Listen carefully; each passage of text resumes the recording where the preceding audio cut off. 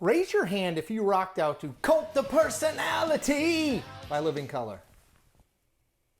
The sign adorning the podium at the Andrew W. Mellon Auditorium, where speaker after speaker addressed the nation during the 4-day Republican National Convention, said it all. On top, the words Trump 2020. Below them, the GOP convention. The message? Trump always gets top billing. Always. And taken as a whole, the Republican convention functioned as a remarkable demonstration of how the Republican Party at this moment is less a collection of like-minded people gathered around a set of common principles, and much more a cult of personality built around the man one Republican delegate referred to as Donald John President. Sidebar. This actually happened. It's right here. And I cast Ohio's 82 votes for Donald John President. Or Donald John Trump. And sidebar. Now, virtually every speaker dedicated at least some chunk of their speech to fawning praise of the president, often in terms that would make the average person blush. You don't believe me? Here are just a few of the most outrageous examples of this obsequiousness. Trump is the bodyguard of Western civilization. Donald Trump, like all builders, is a visionary. President Trump truly moved mountains to save lives, and he deserves credit. Trump believes in you. He emancipates and lifts you up to live your American dream. President Trump has unleashed the economic might of this nation like no other president in our history. So if you're looking for hope, look to the man who did what the failed Obama-Biden administration never could do and built the greatest economy our country has ever seen. And President Trump will do it again.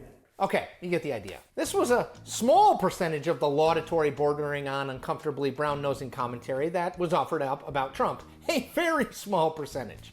Now, there's some element of this sort of gush fest in every political convention. The goal of these 4-day affairs is to shape an image of the president or presidential nominee that is appealing to the widest swath of the public.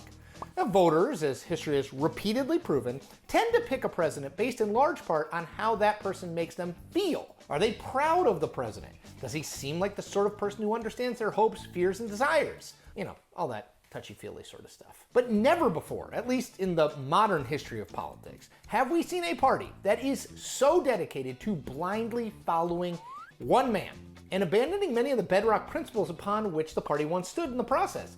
Debt reduction, once a major part of the Republican platform, barely mentioned. Reducing the size of the federal government? Rather than venerating the policies on which the Republican Party was built, the speakers at the Republican convention chose to venerate Trump.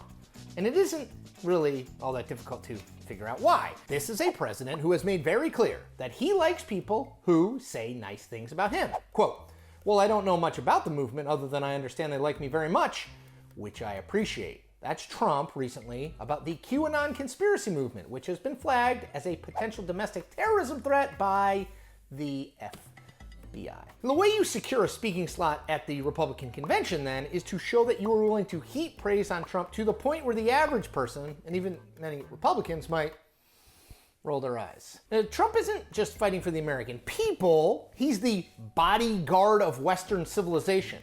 Sidebar, if you don't hear the dog whistling Western civilization there, well, listen harder. And sidebar. Now, Trump's not just a good president, he's, quote, hands down the best president of my lifetime.